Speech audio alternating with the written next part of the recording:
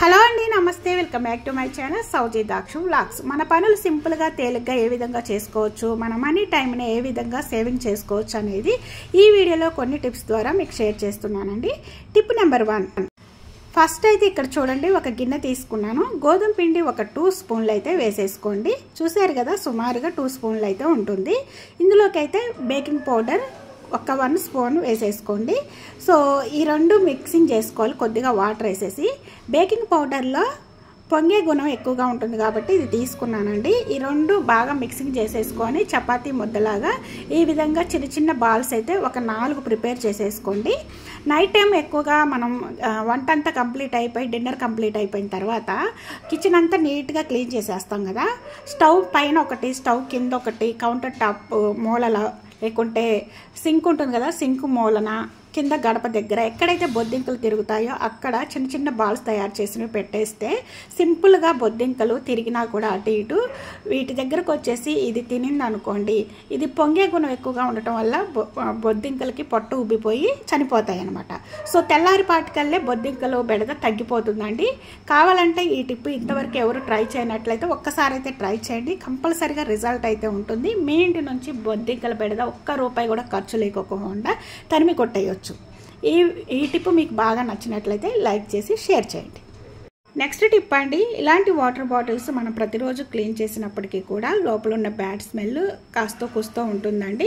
So మనం కంటిన్యూగా వాడేసినా కూడా అప్పుడప్పుడు మనం దీన్ని డ్రై చేసేసుకొని వాటర్ పట్టుకుంటే ఎలాంటి బ్యాడ్ స్మెల్ అయినా ఈజీగా తొలగించవచ్చు. కానీ చాలామంది ఏంటంటే వాటర్ బాటిల్స్ని డ్రై చేయడం కోసం ఈ విధంగా రివర్స్లో బోర్లించేస్తారు. ఇలా బోర్లించేటప్పటికి లోపల ఉన్న తేమ అనేది అలానే ఉండిపోతుంది, ఇంకా బ్యాడ్ స్మెల్ అయితే ఏర్పడుతుంది అనమాట. అస్సలు డ్రై అవ్వదు. సో ఈజీగా డ్రై అవ్వాలి, లోపల ఉన్న తేమ ఆరిపోవాలి అంటే సింపుల్గా టిప్ ఒకటి షేర్ చేస్తానండి. ఒక అట్లకాడ తీసుకోండి, గరిటె కానీ ఏదో ఒకటి, ఇలా బాటిల్స్లో పెట్టేసేసుకోండి. ఒక కాటన్ క్లాత్ తీసుకొని ఈ విధంగా పెట్టేసేసుకొని ఈ అట్లకాడ ఇలా పెట్టేసి రివర్స్లో ఇలా క్లాత్ మీద పెట్టేసేయండి. చూసారు కదండి, చక్కగా లోపల ఉన్న వాటర్ అంతా కూడా కిందకి కారిపోతుంది అనమాట. లోపలికి గాలి ఆడిపోయి ఆటోమేటిక్గా లోపల ఉన్న తేమ అంతా డ్రై అయిపోతుంది. ఎలాంటి బ్యాడ్ స్మెల్ కూడా ఉండదండి. ఈ టిప్ ఇంతవరకు ఎవరు షేర్ చేయనట్లయితే లైక్ చేయండి.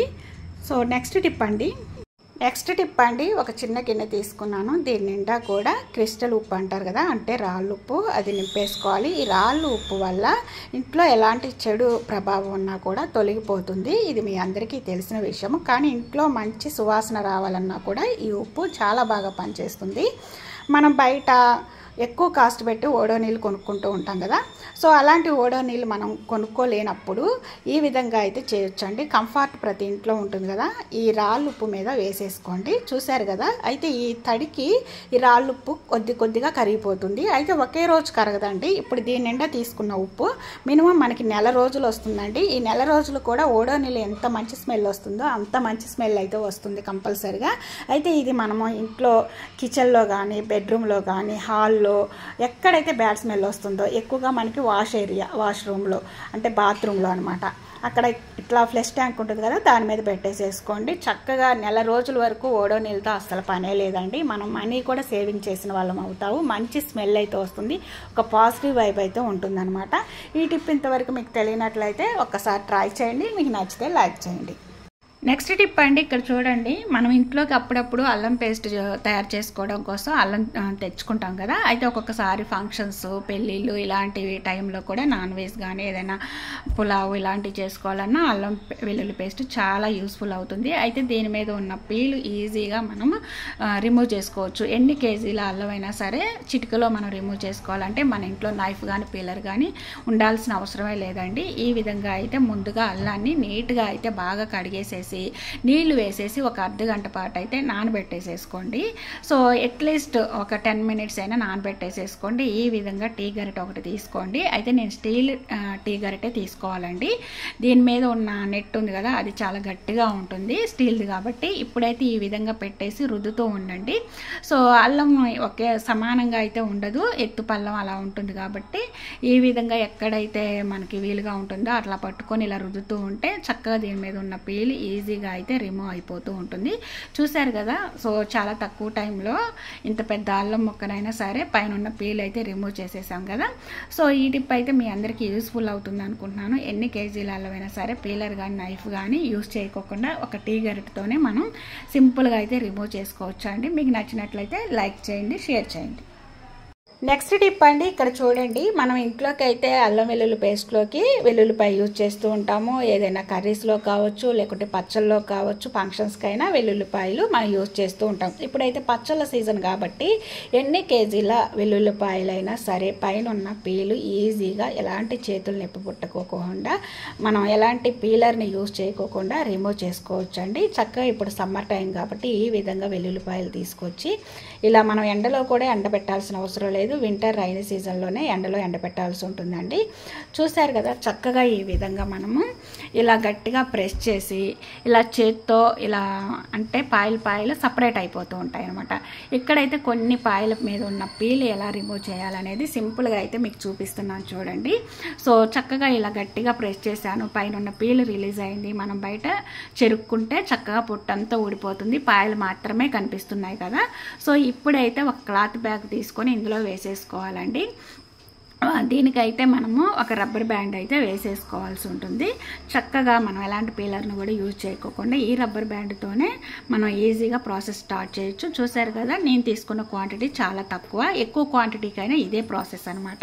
దీనికి రబ్బర్ బ్యాండ్ వేసిన తర్వాత చాలా సింపుల్గా టేబుల్ మీద కానీ కింద కానీ మనం ఈ విధంగా కొడుతూ ఉండాలండి. అయితే ఎక్కువ గట్టిగా కొట్టకూడదు, నార్మల్గా కొడుతూ ఉండాలి. అయితే నేను టేబుల్ మీద ఇలా కొడుతూ ఉన్నాను, గట్టిగా కాదు నార్మల్గా కొడుతున్నాను. సో గట్టిగా కొడితే ఏంటంటే పచ్చడి అయిపోతాయి, లోపలే చిద్రం అయిపోతాయి అనమాట. సో ఇలా మీకు వీడియోలో చూపిస్తున్నట్లుగా ఇలా కొట్టండి. చూసారు కదండి, క్లాత్ బ్యాగ్ కూడా పగిలిపోయింది. ఇప్పుడైతే రబ్బర్ తీసేసి ఈ వెల్లుల్లిపాయలన్నీ చాట్లోకి వేసి మీకు చూపిస్తున్నాను. చక్కగా ఈ పాయల మీద ఉన్న పొట్టంతా సపరేట్ అయిపోయిందనమాట. కొన్ని పాయలకైతే అసలు పీలే లేదు, మరి కొన్ని పాయలకైతే విడిలిపోయి ఉంటుంది. చక్కగా చేత్తో వాటిని తీసుకోవచ్చు. లేకుంటే గట్టిగా ఇలా చేత్తో ప్రెస్ చేసినా, ఇందాక మనం అన్నాం కదా అలా అన్నా కూడా వీటికి ఉన్న పీలంతా కూడా ఊడిపోతుంది అనమాట. చెరుక్కోవటమే చాలా సింపుల్గా పీల్ అయితే రిమూవ్ చేసుకోవచ్చు. ఇప్పుడైతే పచ్చళ్ళ టైం కాబట్టి చక్కగా ఈ టిప్ అయితే మీ అందరికీ యూస్ఫుల్ అవుతుంది అనుకుంటున్నాను. అయితే ఒక స్మాల్ రిక్వెస్ట్ అండి, చాలామంది మన ఛానల్లో మన వీడియోస్ అన్నీ దాదాపు చూస్తున్నారు, బట్ లైక్ చేయడం మర్చిపోతున్నారండి. మీ లైక్ ఇంకొంతమంది షేర్ చేస్తుందన్నమాట వీడియోని అయితే. సో మీరు వీలుంటే కామెంట్ చేయొచ్చు, లేకుంటే షేర్ చేయండి ప్లీజ్, రిక్వెస్టెడ్ అండి.